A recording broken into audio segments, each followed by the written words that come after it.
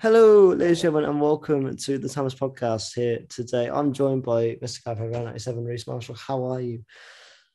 Hey man, yeah, I'm all very well, all enjoying the flux, enjoying the Yeah, flux. it's all been kicking off today, mate. There's been a lot going on. The YouTube channel hit 100 subscribers, now on 102 subscribers. So Way, thank you for that. way. Whoop, whoop. Still the lowest in the analytics, so you YouTube viewers need to pick up the pace, not joking. But yeah, as well. Obviously, Spider-Man tickets have gone on sale. Did you Yes. cop? Did you cop? Did you get them? No, I've not. Only because my local cinema's probably quite a small cinema, so I don't feel You've I'm not in. travelled to the better place to go. No, and my one don't do midnight screenings as well, so Oh mate, I'm a bit. you've I've stuffed shot it, myself bro. in the foot. Little bit. I'm So not going midnight. I missed out on the midnight stuff because the View website was down. But I'm going 10 p.m. on the 15th. Is it the Wednesday? Whatever the first day out is, I'm going 10 p.m. that day. yeah, UK's 2 days early, I believe. Yeah, So because yeah, we're elite. Um, uh, but as well, but how are you, mate? It's been 3 months since you were last on the show. That's how quick time flies. 3 months since Infinity War. How does that feel? that's insane. Yeah. I Early don't. September. That was before I moved. Early September. That. Oh, maybe, yeah. Yeah. Personally, not much has changed in my personal life, but yeah, just got Dot 2 at the minute, and yeah, so it's all pretty good. I say obviously in between that, obviously me and you obviously went to the BFI for Galaxy 4, so that was a lot of fun. Yeah, and obviously Uh, you've got it coming up this weekend again, haven't you? I have, yeah, City of Exciting Death for the times. Exciting times. I 2017. You can't. will be I sorely missed, my I friend. can't You'll be wait to sorely see the missed. tweets that I'm not in.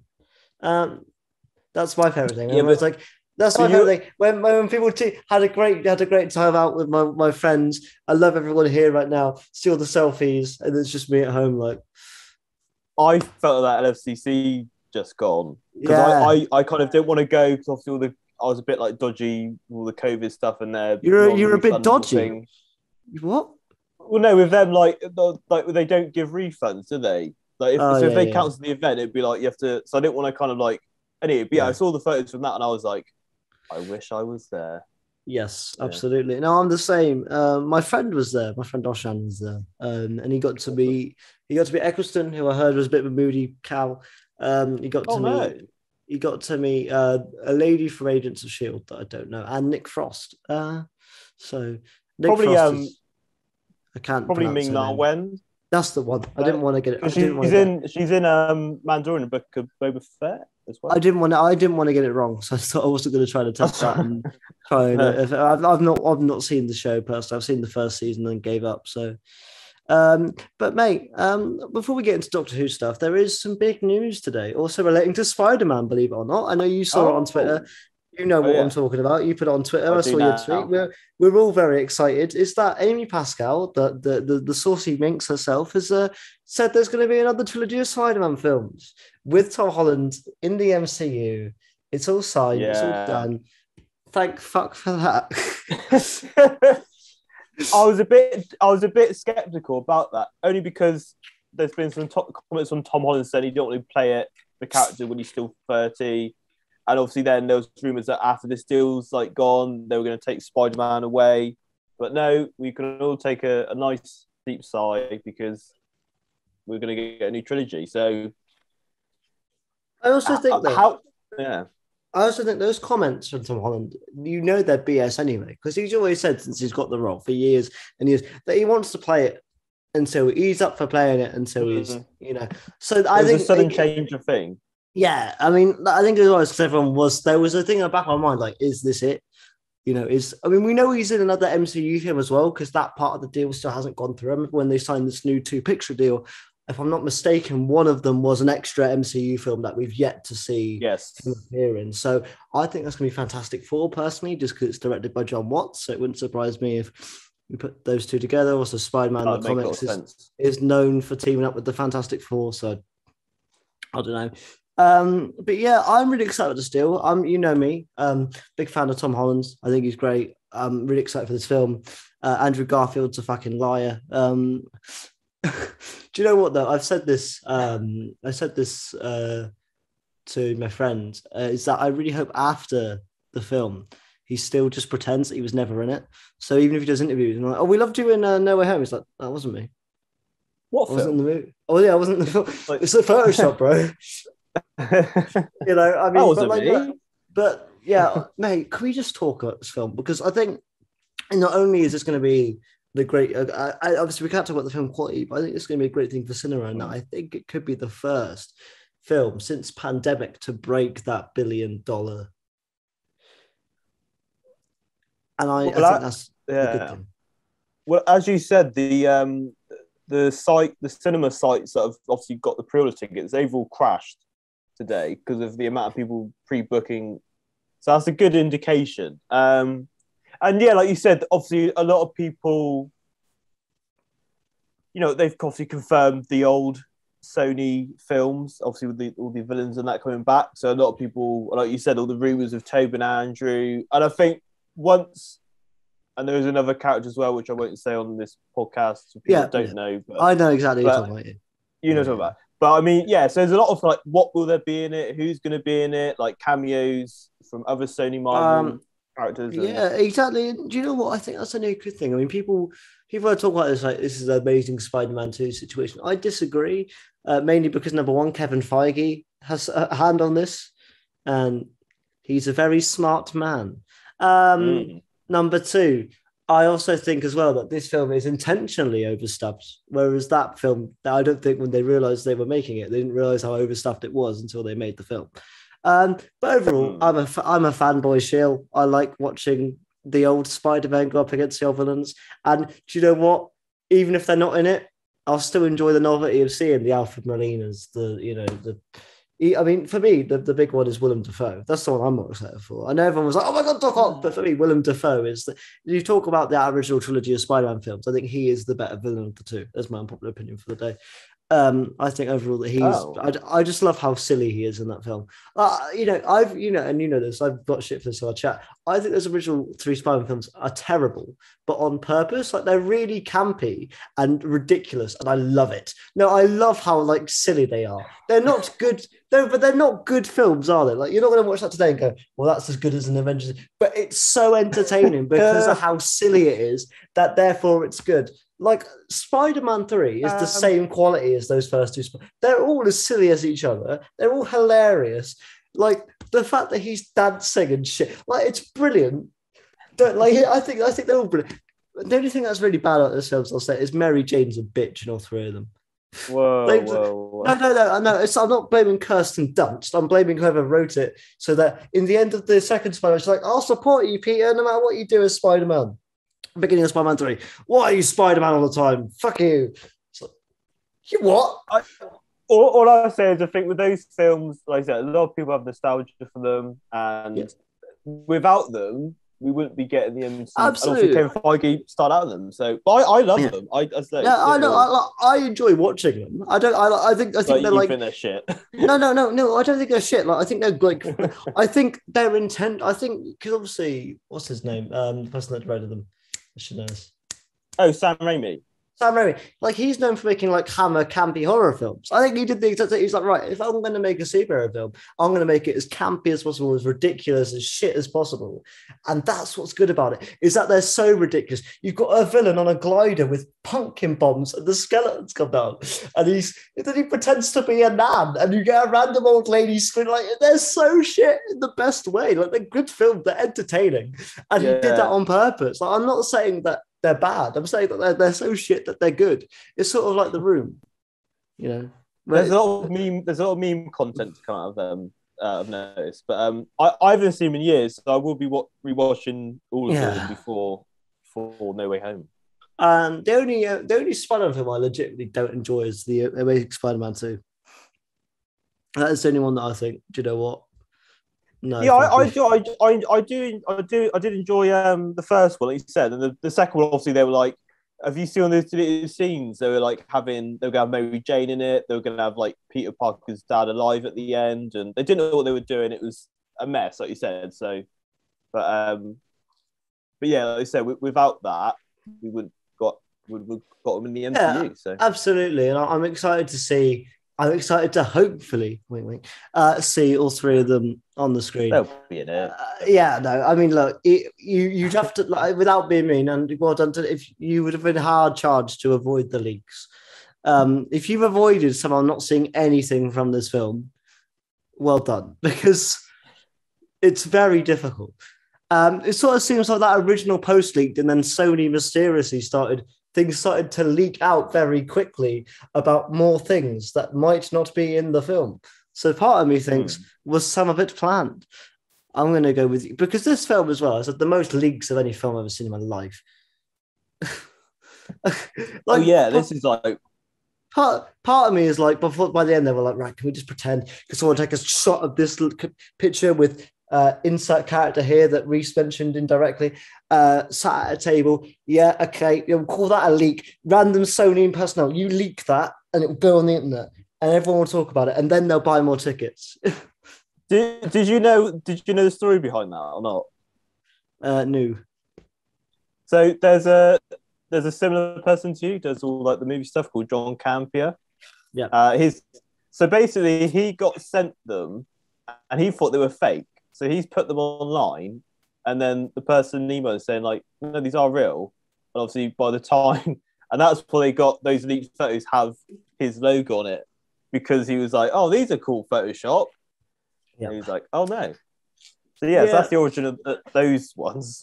Yeah. Yeah, absolutely. I think this film is going to be so. It's not quite Endgame. It's got Infinity War vibes to me, where it's sort of like that anticipation. You don't really know what to expect. I think Endgame was the peak of hype, because you kind of knew what you were going to get going in. Whereas this is Infinity War, so like you sort of don't know what to expect. You've seen a lot already, but there's more tricks around the corner. It genuinely wouldn't surprise me, and I don't know anything, if we see maybe a Gwen Stacy or even a version of Miles Morales or something. It wouldn't surprise me. Fun. I think because, like I say, because they've confirmed all these obviously villains through the trailers and that, and then it's like kind of like obviously as sort of strange as the end, like the multiverse opening up. Who else is coming through? I think that'd be the good guessing games. Hopefully, I mean, I do. This is my theory. I could be wrong, but in that scene, I think that is when he thinks more villains are coming through, and actually, what's going to happen is the two Spider-Men in that scene are going to come through, because he's had enough. He's like, right, I can't contain it, and then suddenly. Also, I'll just say this. For anyone who's going, it's not that Lizard getting punched. No, they have edited out somebody, because that composition shot makes no sense to have three villains, one of them up here, one of them in the middle, and one of them at the bottom, all going after Peter Parker. It makes no fucking sense. So they have edited out somebody. Is it Squirrel Girl? I don't know. It could be. But they've edited out... it. Is it Happy Hogan in a Spidey suit? But yeah, I will say this as well. Doctor Strange is not Mephisto. I'm sick and tired of him going, he's acting weird. He's not. He's just as cocky as he was before. He's always been a cocky prick. That's been his whole character throughout the entire Infinity War. He's just being a cocky bastard for 2 hours to Tony Stark, and then he dies. I agree, I don't think he's Mephisto, but I do You think he's under some influence? No, the scene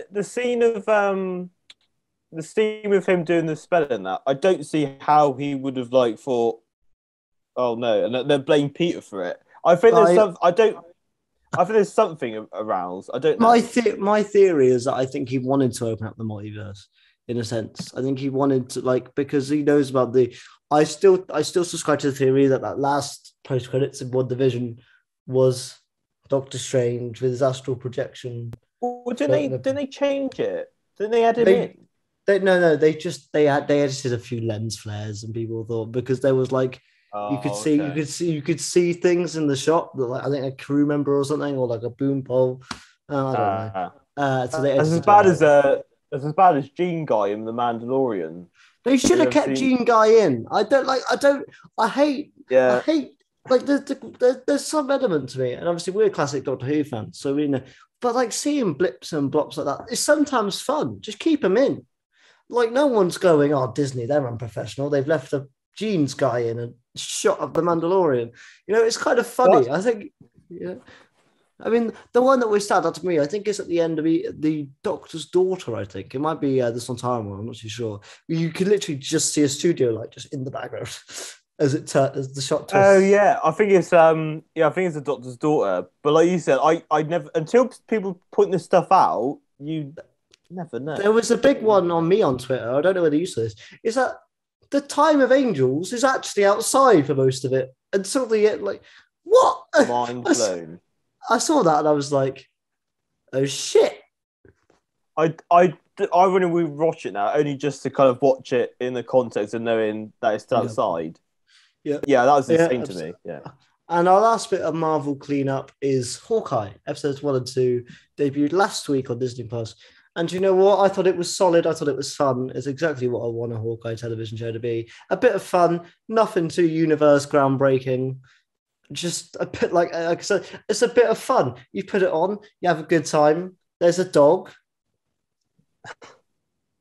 You know, a lot of Doctor Who Hawkeye got some great dogs. I don't need any more from the show. Like people going, oh, this character could show up. Kingpin could be in it. I mean, I don't know, he could be, but I'm just saying, if not, I'm not expecting that to be the case. You know what I mean? I'm just having a good time with the show. That's all I need. You know. So, you know, at the end of episode 2, there's a certain person at the end. Remind me. They've seen it. Spoilers for all episode 2. Okay, spoilers. Right, you know the woman who's deaf and he's Echo. Yeah, so that's the adopted daughter of Kingpin in the comics, and obviously she's getting her a Disney Plus show. It's been announced as well. So well, because the only character we technically know is set to appear as Yelena Belova, right? Well, that is confirmed. She's going to be the actress. Haley Steinfeld's already said it was great working with her. So yeah, I really hope that. Again, obviously she's working for Val, but I really hope this is one of those cases where it like Yelena's not dumb for 2 episodes of the series and keeps trying to kill him. Because I always hate that. You know, like I hope that she joins forces with them quite quickly and she's not overly dumb for most of the series. And at the end, she's like, actually, Hawkeye might be a good bloke. I don't know how he's gonna. I don't know who's gonna win, but or how they're gonna convince her. Because obviously, you know, if you've got like red in your eyes, like you killed my sister. Yeah. But no, I'm really enjoying it. I love Jerry Renner. I think he's a brilliant actor. I mean, I've seen because obviously in the Avengers films, we really don't get much of him. It was actually the first time I really enjoyed him in a role was I don't know whether you've seen these films, but Mission Impossible. He's in those. Yeah. He's really good in those. He's just able to be a bit like himself. But in the Avengers films, in the first one, he's not there. The second one, he's just a bit moody the whole time. And in Endgame, he's like on a death spree. So we don't actually get to see funny Jerry Renner until this show. Like, I love the little bits where they're like in New York and he's like, they think like obviously Kate thinks that's a Hawkeye cosplay. And he's like, no, that's, and you see him laughing and like that sort of shit I love. I want to see more of that. And that's why I'm happy we get, that's the good thing about Disney Plus is we get time with these characters to sort of, you know, sit there and develop. Like, I didn't give a shit about Sam Wilson until Falcon and the Winter Soldier. And when they were like, he's next Captain America, I was like, oh, I don't care. And then I watched that show. And because we get 5 hours with that character, I can then go, do you know what? Now I can see that being the case. You know what I mean? It does a lot of heavy lifting that obviously the films don't physically have time to do. So yeah, it's a great opportunity for, like you said, characters that are not the stars to. I think so, especially because they're trying to build these up as the replacements. And because obviously you've had your main guard for a while, you need time for them to grow. But I think the only characters people genuinely really like of let's say the new guard is Peter Parker and Wanda Maximoff. You look at the rest of them and you go, well, before Falcon and Winter Soldier, no one liked Falcon that much. Well, no. He was cool. He was cool and all, but like no one was like, yeah, he's the next leader of the group. You know, no one saw that. You never see him as like, you know what I mean? Whereas now you can see him in that Captain America role doing that. Whereas before, if you ask me, I'd be like, no, he's just been the sidekick to Cap for 3 films. Whereas now it was Yeah, no, I thought it was a very realistic kind of take on like him not just saying, "Oh yeah, I'll take on the show." Like he was like, Yeah, no, all the absolutely. sort of connotations around it. So I no, it's my good. least favorite Disney Plus show has definitely been Loki, but that's just because I disagree with the resurrection of the character anyway. I think it cheapens the actual death. So even as a Oh, variant of Loki, I'm still sort of like, I wish that was the end. Like I do like Tom Hiddleston as Loki. Don't get me wrong, it was still entertaining, but there's a part of me that's just like, I wish him because that Death of the Infinity War, where Thanos actually says no resurrections this time. You're like, oh shit, that's it. And then literally a year later, they were like, we've got this new streaming service. It's like, oh fuck. it'd be interesting to see if he goes in his own path now, or he will. I kind of hope he doesn't. I don't know though. I reckon he'd probably make a cameo so in Love and Thunder. But then again, Unfortunately. then it'd be different for Thor to be like, oh, like you said, going for that pain and struggle and be like, No, oh, but I brother's now don't. alive. Okay. I don't think it would because we've seen it so many times. Like at the end of Dark World, into Ragnarok, where he thinks he's actually dead. Yeah. And then to go, oh, Um, here's also as the issue I have with that Loki show is they had an opportunity to tell a different story with a different Loki. And within the first episode, from literally killing people days before, they turned him into the exact same Loki we had at the end of Ragnarok. Within that episode, he's just back to regular ass Loki. And I'm sat there going, and then he wants to fuck himself. And I'm like, so are we meant to ship the Loki? Like, I still don't know how to feel about that either. that But proved one of the funniest out of context podcast lines. And then he wanted to fuck himself. um, literally. Also, we also got announced. I don't know if it was this week or last week that Bill Murray will be in Ant-Man 3, which is crazy. Yeah, did he? I don't know. Didn't he? Well, he said himself, didn't he? He was like, oh yeah, Yeah. But the funny thing is that you can't. Bill Murray doesn't have an agent. The only way you can get him in films is by knowing one of his friends. Does he not? He doesn't have an agent anymore. You have to like personally contact him through one of his mates. That's how you get him in films. That's insane. I personally hope that Bill Murray in Ant-Man 3 is playing Bill Murray, and he's just one of what's his name? Kang's trophies. And he's just like Kang's court jester, but it's just Bill Murray. I'd love that sort of shit. But yeah, overall, welcome to the Doctor Who Flux podcast. We talk about Marvel shit. Oh yeah, I don't know if we talk about Marvel for. Sorry, but it's only been about 20 minutes. Right, are you ready to talk about viewing figures, Reese? Because this is the fun part of the show. Where everyone gives a shit about no, I agree with John. They don't matter. They don't matter. I agree. No, I agree with you. But the viewers, they like to hear it, and they like to hear what we think. So we have our last viewership for the Halloween Apocalypse because it's been 28 days since then, which is terrifying. But it ended with 6.39 million viewers, which is a number. And this week's, to me. It's like, okay. And then the Village of Angels ends up with 4.55 million viewers, which again, a number. It's the lowest of the bunch if you give a shit. And then this week's Survivors of the Flux with 3.82 million, which is the third highest of the overnights, if you give a fuck. I don't. There you go. There's your numbers wrap-up.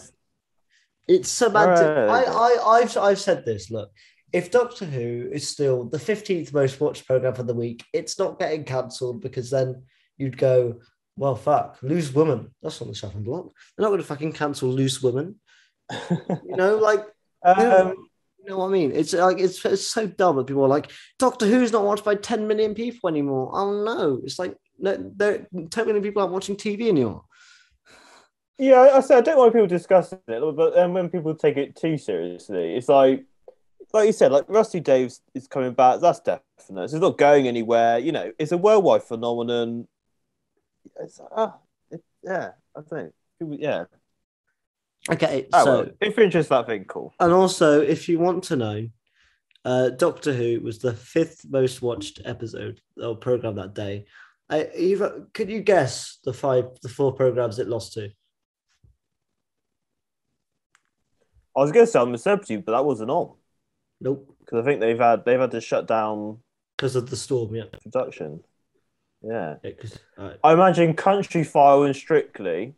that's two of them. Yeah, I don't know. I don't really watch much TV What outside of else? What any do they soaps literally? on. What do they literally advertise after Doctor Who? Brum brum. Oh yes, Top Gear. Yeah, Yes. and the other one was the news. Strictly Wow. had 8.95 million. Wow. Why People love Strictly got Strictly. eight? No. Why? It's the result show. Turn it off. He wanted the results. The People love only Strictly. the only thing that I'll say is shambolic is that Doctor Who is losing to Country File. But then I don't know why anyone would watch Country File. It's so dead. Like that. I'll say a lot of people, Doctor Who fans, watch it being like, hurry up, we want Doctor Who on now. Yeah. So that's their job. Like, this is cool. And it's funny because a lot of Doctor Who fans just watch the last 10 minutes out of context. Yeah. And they're like, what's going on? Okay, move on. Yeah, What this Doctor is Who on now. exactly. Speaking of which, Reese, I've done this to every guest so far, just because we don't know, unless they've watched your videos. But can you just tell the podcast what has been your overall thoughts of Flux? I mean, I sort of know, but just for the viewers, what have been your overall thoughts of the first one? On the whole, I've really enjoyed it. I think it's been a big step up in terms of like pace, and I don't know whether it's because it's obviously their final series, but it feels like they're giving it their all. I've really loved the new structure and the kind of tightly knit storyline. I've always wanted Doctor Who to do like a Netflix style like short series like event. I've enjoyed the like Stanley stories more.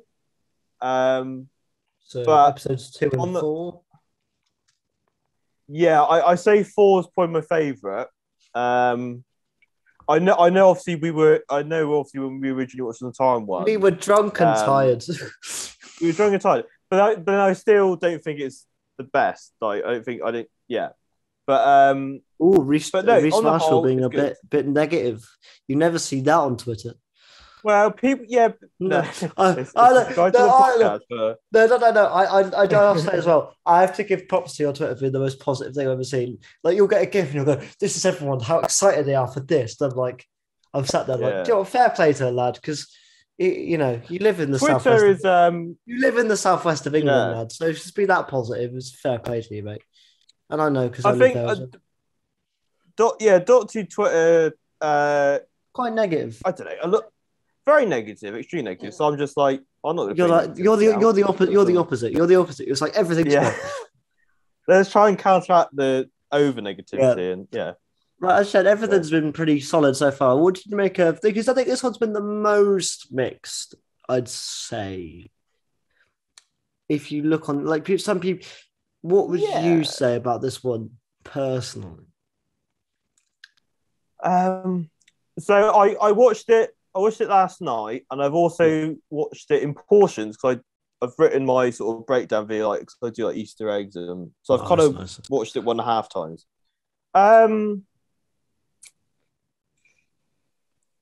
Yeah, I don't mind it. It's fine. I prefer it to. It's very similar to kind of the structurally wise. It's the exact same as the Timeless Children, which I enjoyed that finale. Like, do you mean having the exposition, someone telling them all this stuff, and then the action going around? So, I prefer. Yeah, I there's moments like all the unit stuff loved. All the unit stuff loved. You're just a few odd choices. You're just a fanboy, bro. Yeah, you're just a fanboy. Well, they could have just had the unit logo, and you'd be like, love that scene. It could have been the unit logo. They did. No, but it could have been like a scene. I don't know what it's the first that comes to my head, but it could have been a scene of a Sladine just throwing up with a unit logo in the background. You're like, love that scene. Unit reference. Correct. No, because it was a nice recap of like the unit history in that. I assume caught the nice Easter egg of a certain man's voice in That the was love. Yeah, um I didn't catch it the first time around properly, but yeah. no. He's also credited, which is nice. Yeah, I'm the complete opposite on this one, mate. I really love this. I think Oh, good. I'm still on the hype train. I watched this. I went, do you know what? As a part 5, it's putting everything in place for a big finale. Like, I see this as, some people struggle with the middle act of Avengers Endgame because it's a bit all over the place. Characters are here, characters are there. It's a bit muddled. Some people don't like that. They prefer the linear path of sort of an Infinity War or a regular, But I really like this. It's putting everything in place for what I hope will be a really cool finale. If the finale's shit, it completely depowers this episode in a sense, because this is making sure that everything is in place. I just think, as overall, not only did it answer some questions, it threw some elements in there. I'm just a big fan. I think overall we got more time with Craig Parkinson, who I love as the Grand Serpent. Right, he was amazing. Yeah, I'm still on this Flux hype train. I don't know what it is. I've never been this positive ending in my life. I've given the series straight 9s until I gave Baswing 9.5. Yeah, no, I genuinely I think it's not as good as last week, but last week was damn near perfect. If I'm going to be honest, people on Twitter going, it's not as good as last week. Well, it'd be quite difficult to do that, I just think overall it's doing the job. Like, I think people need to realize that this is very similar to how sort of like a Netflix show, like you said, where like every episode it's not doing its single purpose of being good. Like when you watch Sex Education, for example, right, or something like that. You watch an episode of a series, you wouldn't go episode 2 is really good. You go, oh, that story arc was really good, for example, because it had this. Every little bit is adding a nugget, and I think people enjoyed them like yourself. You enjoyed the Angel one because it's a bit more explosive, a bit more happening, answers some questions. Whereas, I hope, that's why episodes 2, 4, and 6 are probably going to be your favorites, because they answer more questions than they tee up. Whereas episodes 1, especially 3, and now this one, have just added more things into it to get ready for next week. But yeah, I just really enjoyed it. I love the fact that we got some comedy in this, and the fact that we got some really dark moments as well.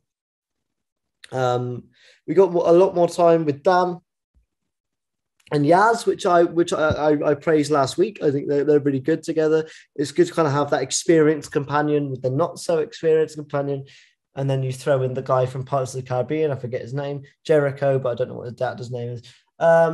You get all those great moments. Kevin McNally. Kevin McNally, that's it, I think. Yeah.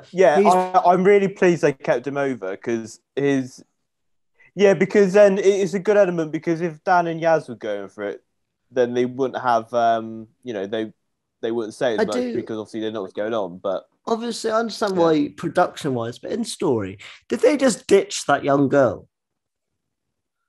Like, do you know what I mean? Yeah, they've left in the village. But why on her own? Look, I know obviously her destiny was to end up there anyway. No, I know, but I'm just saying. I'm just saying. It looks like they've just left the poor lass to be like, right, there's angels all around, love, and you've got, because there's still an angel in that timeline. How the hell did they escape? And the older woman, the older version of Peggy, how did she escape? Did she get turned to stone? Imagine seeing yourself from a younger point of perspective getting turned into stone. Oh, I think I genuinely want to slap my young self in the face, to be honest. That was an annoying fuck. But yeah, I think this episode was really good. I think the weakest part for me was the Jodie stuff. It was not her fault. I don't really understand how this fits in with the Flux arc. I just don't want to keep the Thomas Child the Division relevant, but I just feel like they're like, if they kept it solely Flux and we had 3 parts of a Division story arc with the specials, it would be a bit more coherent. I also genuinely, that when spoilers, Flimin Tecteun died, I don't think anybody gave a shit. They were just like, oh, yeah. There was a lot of there was a lot of lines which was trying to explain the whole thing, Yeah, and to me it just came across as gobbledygook, and it was just yeah, kind of like, and it was like, oh, and oh yeah, you know how it's like you reverse the thing, and then the shield of the thing, and it's like, I don't need to know that. I don't need to know. yeah, Just go along with it. That's what took me out of the episode portions. yeah. That's why I didn't No, know it as much. I was like, I agree. get stuff back. I agree, and I think overall I don't really give a crap about this parental arc they're trying to go down. Where I'm technically your mother, and then the Doctor going, "You stole my life," even though the Doctor has lived a lot of lives, done a lot of great things. So it's a bit out of character for the Doctor to go, "You stole my life away." That was the line for me that I didn't really think fit because I don't think the Doctor I would give a. liked. Well, I like the question of what would have happened if she didn't Yeah, no, I like take that her. argument. I like that argument. Yeah, I'm with you on that. So that was cool. But yeah, like you said, when she died, it wasn't really. It was like, oh, okay, Yeah, I mean, fine. I know I didn't feel obviously like, oh no. I think I don't want to upset any Jodie Whittaker, era fans who are like, I love the Timeless Child art, I love this because you do, that's brilliant. I'm like similar to Reese. We enjoyed the Timeless Children. We're optimistic to see where it goes, but we're not like fully on the bandwagon. I'd say. Am I fair enough in saying that with you? Like we're more optimistic than most, but we're not fully on. And to me, this sort of just pushed me back into we didn't really answer anything. Like we don't know any more about Division or anything, apart from the fact that Tecteun made The it. Like that's it. um yeah, when I was watching it last night, I was when she was saying, "Oh, open the fob watch, find out this." I was like, "No, don't. Like, I don't want to know. I don't want to know anymore." Because when they did the Timeless Children stuff, they set up a new like Yeah, mystery. Like, where did you know what I mean? So it was like they yeah, took away some, but they replaced with mystery. So it's like if they reveal all that, it's like it's not Doctor Who anymore. Do you know yeah. what I mean? No, Doctor Who? It's like totally. Yeah, absolutely. so. It's like Stephen Moffat's Wet Dream, that box. Because there was so many times he was writing, he wanted to just rip the hand off and give us the Doctor's name. Like there's so many times. Yeah, that is Stephen. Yeah. That inside that fob watch is Stephen Moffat's Wet Dream. That's all the secrets that Moffat wished he could have revealed, but you know. Well, But we are definitely gonna get some reveals. Obviously, yeah, in the next totally, trailer, the fob watch was totally. open, so we Yeah, can see. exactly. But yeah, overall, I have to give props though to Ood. We love an Ood here at Times Podcast. Ood are brilliant. Mm.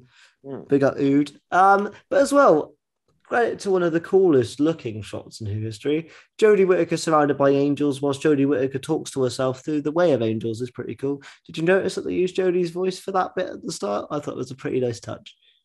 I did. Yeah, nice call back. Like obviously, Angel Bob back in the day, in the time of Angels. Obviously, Jericho last week. So, Yeah. yeah, It's I like, liked it because you didn't know which one was talking either. So like she was yeah. like, which one is yeah. Yeah, I'm so happy that we didn't see them move. I thought we were going to get that old Time of Angels, Flesh and Stone thing where you'd see one of them like move their head. I've been like, don't you bloody dare. Um, you know, thank Christ for that. If we saw one of them like move on screen again, I would have been like, no, shit, Chris, you I did a think good.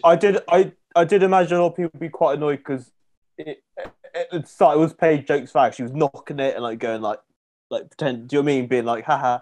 So But I I feel don't know. like I feel like any doctor would do that. I could like even imagine Tom Baker doing that, for example. You know what I mean? Yeah. Like I can imagine them doing that.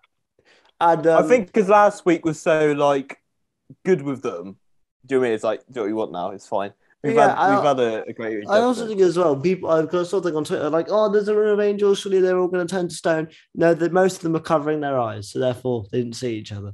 It's a nice little trick that they did. I Mm. like that in the art department. It's very smart. I Also, did people feel go, sorry for the angel because obviously Tet Dion has disposed of it. I guess obviously she took all the information from it and put it in that fob watch. yeah, So yeah, poor there you angel. go. Poor angel, innit? Um, but yeah, overall, I'd say that arc was rather inconsequential. Swarm and Azure just come in and be like, yeah, we're going to kill you, love. They die. Oh no, sorry, Yeah, Toon gets killed. I'm glad they didn't spend. They had one scene with them because But why waste time? Like obviously, I was a bit disappointed. And obviously, I was thinking, oh no, where is it? But I was thinking, oh, next week the finale, they're going to be they're in their ultimate like power now. They got all they want. So yeah. So I did. Yeah, obviously, the space time, I don't get it as well. I'm like, oh, like, do you remember in chapter 3 his explanation about? He just goes in this thing about like, oh, it's a battle against space and time and the heresy of the. And I was like, so I'm glad they just said, oh, we're doing an experiment, and in the end, it's like we're in the finale doing stuff. Great, that's all we needed. So, yeah, so that was their time to try and be next week again. So yeah, absolutely. And I think someone as Jill could go down as two of the best villains in history, depending on next week. Definitely. I think they're creepy. I love. By the way, I hate. You know what? I'm sorry to say this, but I genuinely do dislike this. Doctor Who fans now go, the villains look really campy and weird. It's Doctor Who. The Daleks look fucking stupid. They are actually dumb-looking creatures, and you're going on about how dumb the characters look because they got some glitter on them. Like, isn't that the point of Doctor Who, that it's meant to look cheap and a bit rubbish? Isn't that the charm? One of the best renowned episodes has a fucking bubble wrap monster. Like, you know what I mean? That is peak Doctor Who. In terms of like horror as well, I think it's a bit. Yeah, it's like that's good. You know, I think Swarm. I think they look fucking awesome. I think they look great. I think they're amazing creations by the effects department and two amazing actors playing them. I think honestly, like to go from Tim Shaw to these two is like holy shit. It is. I love it. Yeah. Again, like I say, I think next. I'm very excited for next week because obviously it'll be their time to they got power of the division ship thing, and they're going to play with the Doctor's head, and but like I said, also I loved Grand Serpent. What's the actor's name? Craig Parkinson. I only watched Line of Duty this year during COVID, and he's an amazing part of that show. So to have his brilliant acting presence in this and playing that kind of obviously very sinister, snake-like villain. Loved him in this episode. Absolutely. I'm with you on that. Excuse me. It's very difficult to sort of put into words his arc because I don't think it's anywhere near done yet. In the sense of he's definitely got a part to play next week at least on the Santaran front. By the way, people that are also saying they're annoyed that UNIT was infiltrated from the very beginning. Get over yourselves. One of the funniest tweets I saw was like, so you had the third Doctor like struggling to do the TARDIS, but there was a spare TARDIS line about in the. But was it? Are you sure that's just not the TARDIS? Oh, we don't know yet, do we? I don't think. Oh no! It's definitely It's definitely obviously the TARDIS that they've took from Devon in obviously the Village of Angels. When it gets picked up, obviously we don't know. So if it was there until like 2021, then they obviously had a TARDIS in their storage. Like we mentioned, there's a nice, I say cameo. It's not really. They had a voice note in as I found from Nick Courtney, the brig. I think it is from Spearhead and Space. It might be Ted the Ortons, I don't know. It was on the Awesome ones, from what I was told. But overall a nice little touch. But yeah, the Grand Serpent was brilliant. As I say as well, that snake made my skin crawl. The visual, great CGI. The visual of seeing the snake come out of the mouth. No, very very. I guess I just got vibes of like the TV movie. Like the mass is forming. What the sperm snake? The snake. Yeah. It looks like sperm. I've heard it called that before. Oh, you've never seen it be compared to sperm. You've ruined the TV. But does it or does it not? Well, I didn't. Well, now you say it probably, but it's still cool effect. Anyway. The master's sperm. Yeah, okay. But I also, by the way, people that are saying the Doctor was part of the Grand Serpent's team because John Pertwee had a snake tattoo. Shut up! Like seriously, Jesus, it's a tattoo. People that I'd are laugh going if that was in. I was laugh if that was inspired by John Pertwee's real tattoo. I think that'd be because quite people that are funny. going that confirms that season 6B is real. No, no. Well, I wonder if next week we'll find out where the fugitive doctor. Yeah, we'll get on to. I think a good part of this show is we can get into some theories at the end once we talk about everything. But like, right, what do we think's going to happen? Who's going to die? What do we think going into next week? I mean, I love where the episode ended, and I'll say that. And I say I enjoyed elements of the episode. We all talk about Vinder and Di. That's one element. Obviously, Yaz and Joseph yeah. Yeah. But yeah, let's talk about Vinder first because he's only in a few scenes. Essentially, he lands on where Swarm and Azure are holding the people that they've taken off that place where Neil from the Inbetweeners was hanging out.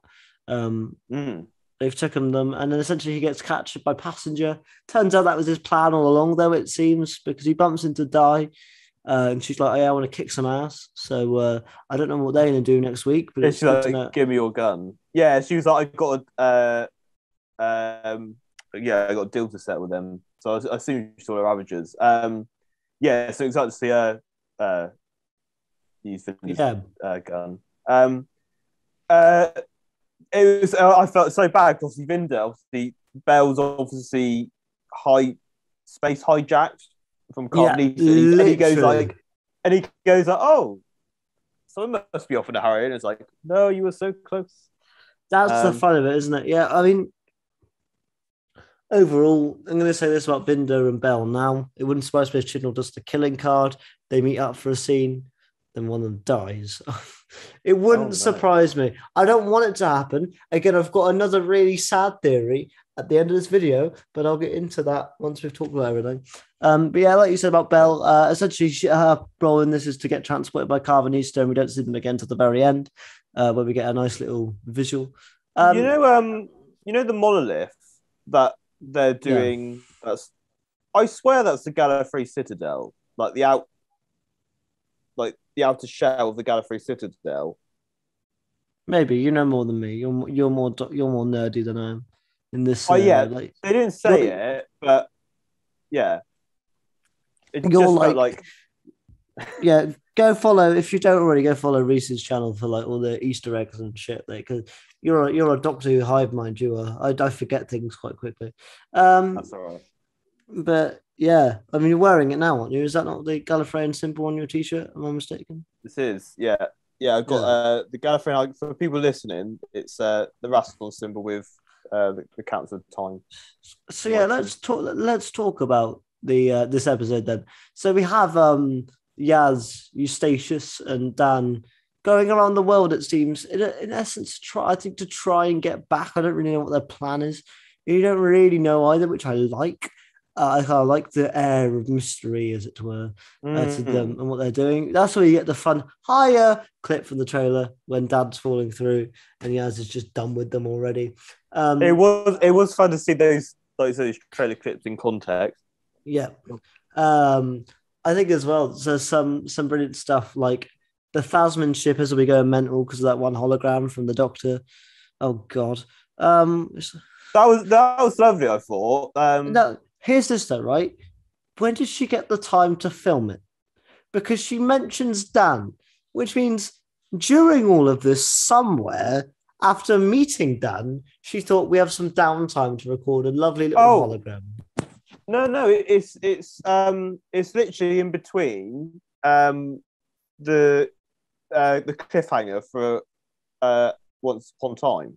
So because at the end she goes, "Oh, Yaz is shouting from the console room," which means she's going to just go to Yaz, who's got a weep angel come out on her phone. So it is, yeah. Oh, is that where it was from? Oh, yes. Okay. So between, because she says, at the start of it, she says, we've just come from the planet Time, which I don't think is real. Yeah, so yes, that section of time.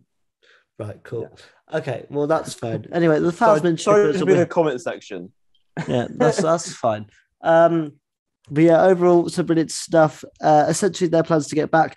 They get attacked by a member of the Grand Serpents, kind of goons. That sort of thing is really cool. Yaz just straight up kills the man, which is Was a it bit dark. Grand? I didn't really get that bit because he was like, "I'm here to.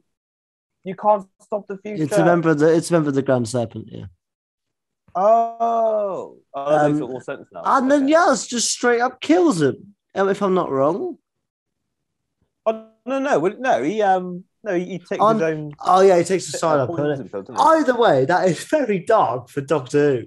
Have we ever had anyone suicide in Who before? No, it's a very very spy-esque.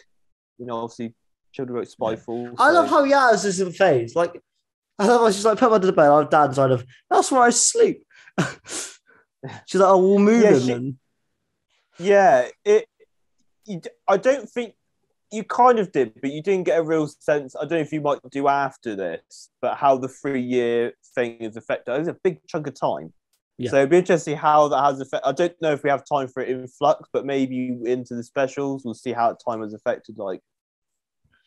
Yeah, totally. I'm with you on that. Also, big shout outs to the guru. Was it a guru that they met on the hill?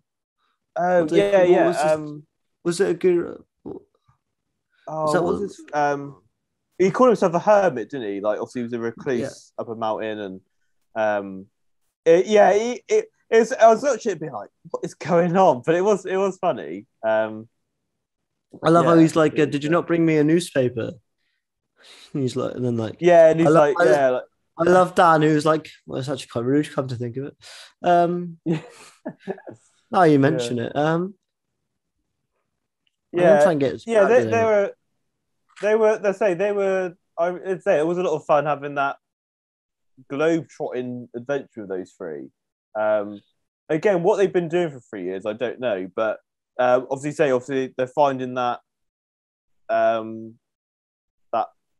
pop thing in that temple, and then they want to find out the grand battle, which obviously the Doctor explains. Obviously, it's like their task. So,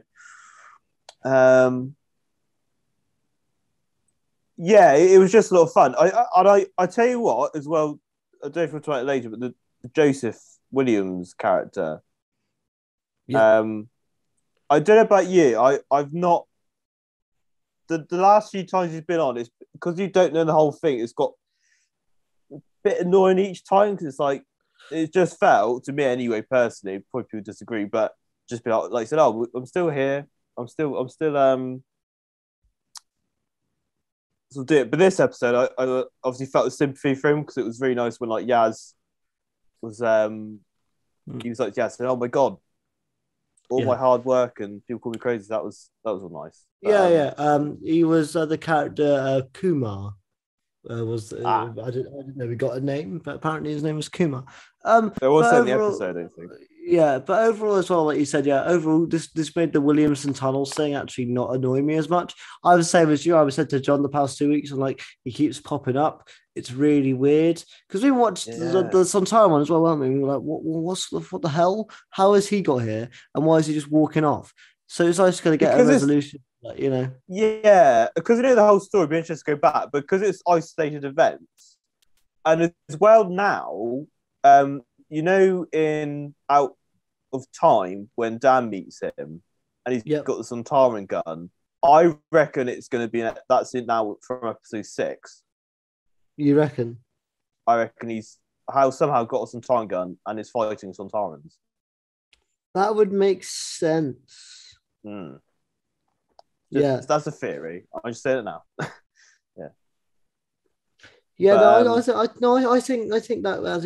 think I'm with you on that.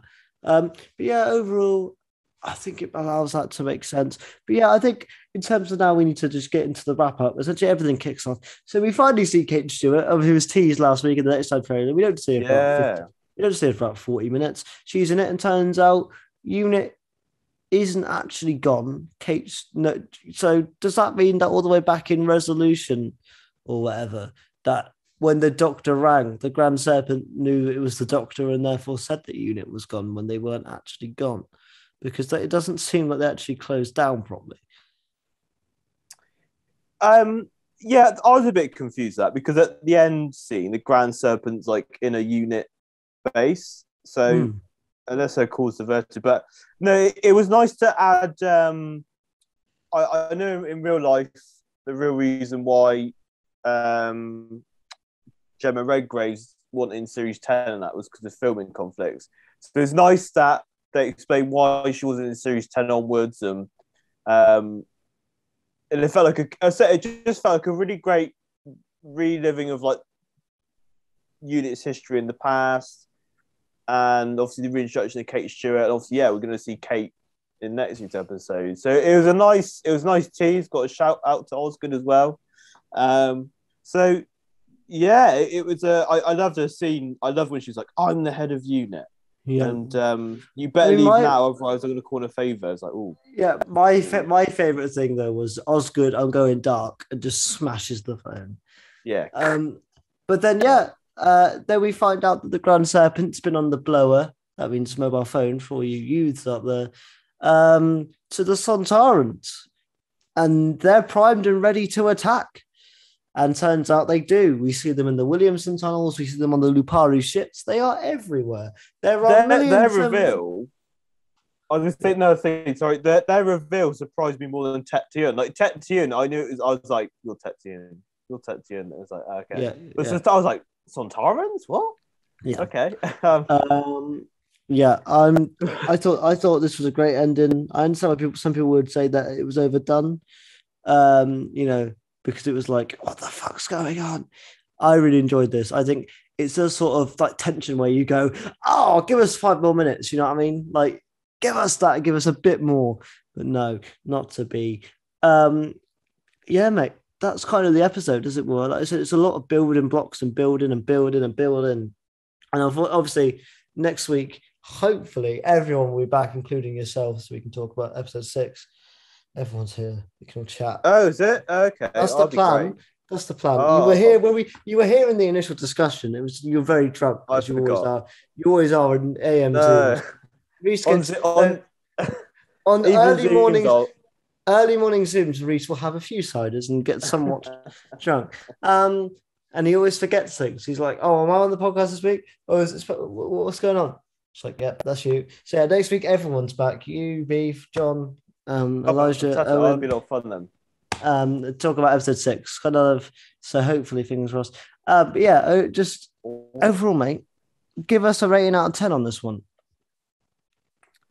I don't usually do them, but I know, but this isn't your channel now. This is mine. I'm gonna give it a 6.5 out of 10.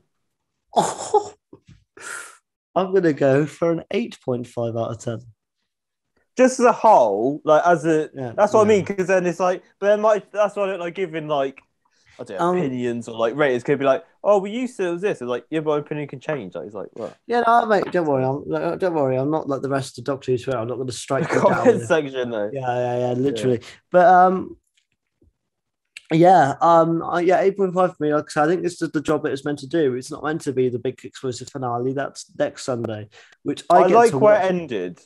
Which I get to watch on time. So I'm just gonna bomb the chat with spoilers. I'm not. I wouldn't do that. God damn it. Imagine the thing is, that's what I did. I was just bomb the chat. I will be watching it on my phone.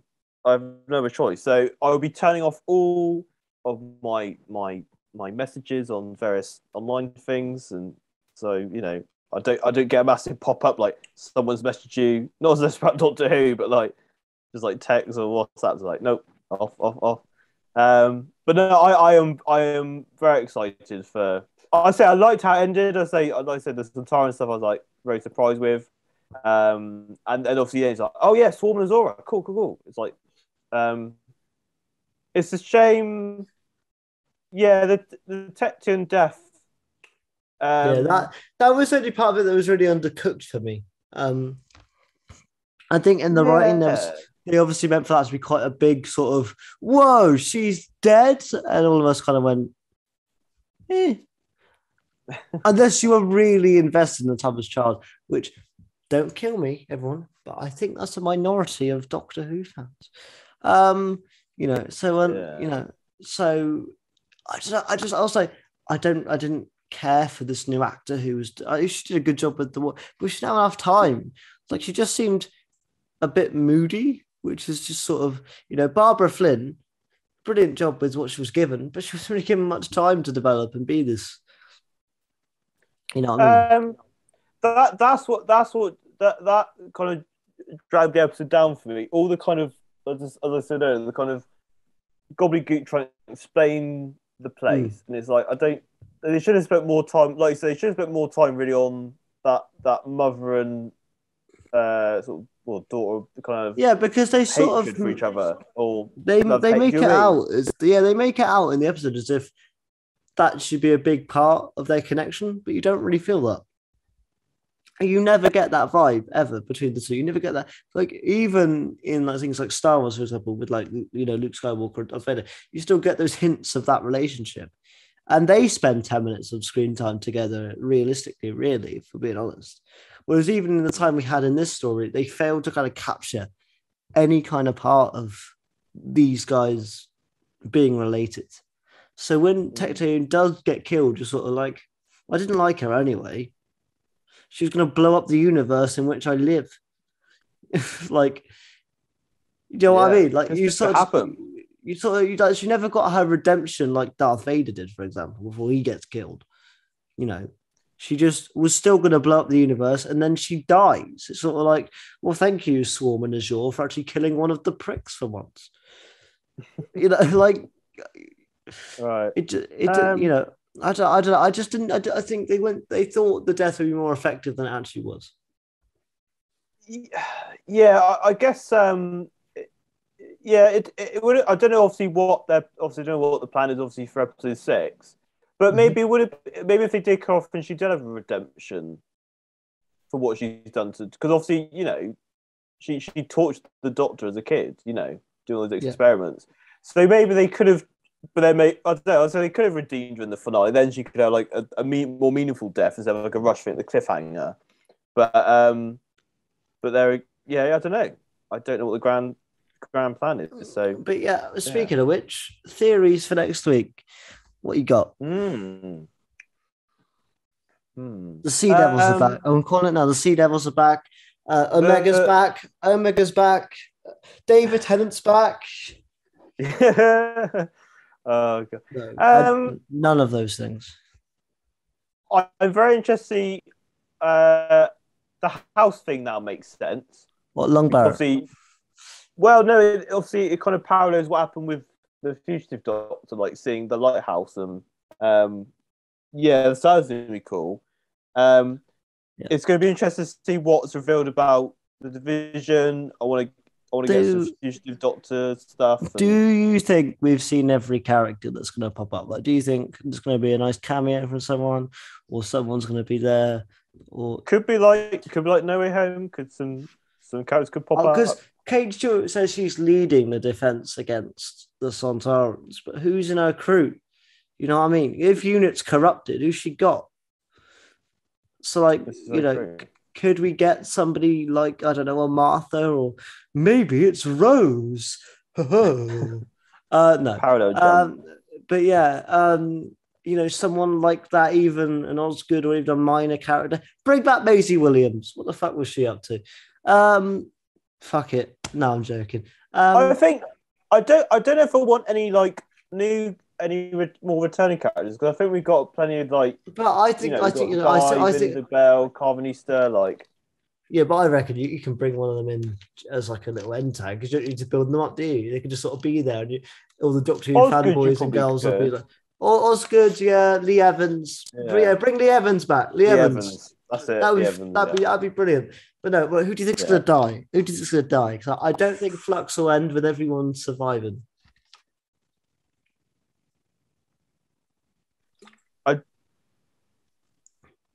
Jericho? Jericho's one of them. I've got another one. I've got another. Oh, go on. I think Carvanista's going to kick the bucket. I don't want it to happen. Don't say that. No. John had a go at me and said that if it does happen, he's going to kick the shit out of me now. He just said that last night on the thing. But Everybody blames you. Yeah. part of me does feel though that obviously they built up this relationship between Dan and Carvin and stuff. They sort of hate each other, but you sort of get the feeling they like each other. I think it's going to be one big save of Dan, and Carvinist is going to sacrifice himself in order to save Dan. I'm just saying. Well, that's one thing I want to kind of see addressed. Obviously, with Dan, the obviously there was obviously a link with Carvanista and him, but it's a bit kind of there can't be a coincidence that Carvanista worked for the division and Carvanista was his human bond. There must be something more. It's not just he was a random. I don't know. I suppose that, yeah, it's interesting, isn't it? You sort of. It could just be coincidence. It's Doctor Who, isn't it? Yeah, I don't know. Maybe it's because Dan's official Scouse. By the way, there was a nice line from Yaz where Yaz goes, we didn't know you from Liverpool. It's like you mentioned every 5 minutes. I love the line where Blake says, "Oh, a pretty girl, you shouldn't be down there." It's like, what did she say? She's like, "Oh, I'm fine. It's those two you got to worry about," or something like that. Yeah. I love the line. I almost got turned into a kebab. Yeah, I tell you, John Bishop. I love him. I'm happy he's sticking around for these specials. I'm happy he's not there. I'm happy that Flux ain't it. I'm happy we got him for 3 more because he's and also as well, big up to he's not watching this, but big up to John Bishop for the fan interaction as well. He seems to be loving it. He seems to be loving the back and forth. He obviously talks about a lot of the evil Dan memes that have come out of it, which have been brilliant. He tweets like every .2 poop one. It's brilliant. I'm glad they're getting the official recognition. I'm good at this. What's my favorite one? Being alive? My favorite one was still, I think, when we were drunk in the hotel, we were just watching the ones that would come out. Only based on episode 1, but it was like obviously the original one where it started. We was taking the soups and shit. Oh yeah, when he's like, taking all the kids' candy as well. I'm having a couple of them for tonight. And his fridge is like full of like treats. Yes, a pedigree dog biscuits. Yeah. What else has been? If you've not, I'm sure people have, but go check out Dr. Two Poops Twitter for some great. Did you see the one they posted earlier where it's like the alternative Tecton ending, where like she's like mother and like hugs her and it's like and it's like the alternative ending. I've not seen that. Well, you're in for a treat. Yeah. There we go. But yeah, Reece, thank you very much for joining me on this episode. Obviously, we'll see you back next week. Fingers crossed if the schedules work out. Yeah, I didn't realise, but yeah. Well, I did invite you, and you did say yes, but you were slightly drunk. So as happens. And also, I was on Zoom the other day, and you were on actually. I'll tell you a story. But your camera was off the whole time. Did you fall asleep or something? It just didn't leave. When was that? It was like I joined at like 2 a.m. and you were still in there, but your camera was off the whole time. It was there. Was that a Friday? Could have been. I was asleep, but you were still in the Zoom. Asleep. Yeah, I know. How did you just leave? Because I fell asleep. I fell asleep. I went off and I was listening, and I woke up at like 5 a.m. The whole Zoom, I was like, "Oh, what?" And obviously, I was like, "Yeah." So there we go. That's right. So you can obviously go subscribe to this lovely gentleman. There's a lot less language and all that sort of stuff over this channel. He does a lot of figure shit and breakdowns and that. I say figure shit because I don't get them personally, but he has a lovely collection of them. I recommend you go and look at his lovely Vespa form. They're surely an Instagram photo. Where people thought it was a real wasp. He did indeed. But yeah, and also in the meantime, when the So Doctor on can do some Big Finish reviews as well. So go check him out. He's a funny lad. He makes some really cool trailers as well. Why wasn't that my first thing that I said? That's kind of your main thing. That was the last thing I mentioned. Yeah, that's what counts. Yeah. He's probably going to make a Flash Armageddon trailer when that's over, if he's watched it. Like he normally makes the CW. Yes, probably. Yeah, yeah. I used to do that for the crossovers. So yeah. But isn't this the equivalent of that? I suppose this time. Is there one this year? Well, yeah. Well, the Armageddon's that, isn't it? Is it? I don't know. Like I've Well, lost not. touch. It's not like a. It's not. They said it's not like obviously the cross they usually get. It's more of like a. Well, it's Flash. it's like It's a Flash centric cross. yeah, like you're not going to get the characters obviously all at once, but they're kind of sprinkled Yeah. throughout. I think so. Yeah. There you go. Anyway, Reese, it's been a pleasure. Please do like, comment, add, Thanks for having me on. to the YouTube, follow and all that sort of stuff on Spotify, Apple, Google, that sort of stuff. We'll see you guys soon. Take care. I'll see you next week with hopefully as many people as I can get in the Zoom, and we'll chat some lovely as many Flux. people as Is it called Flux. the Vanquishers? Is that the last one? The Yes. So that's the last episode. We'll chat the Vanquishers then. Also, ooh. Oh no! Also, no. We'll probably get the trailer and that for the New Year's Day special as well. There's a good chance. Yeah, it's all been filmed, isn't it? Fingers crossed. Yeah. So we'll see you guys all soon. Take care. Bye bye. Bye bye.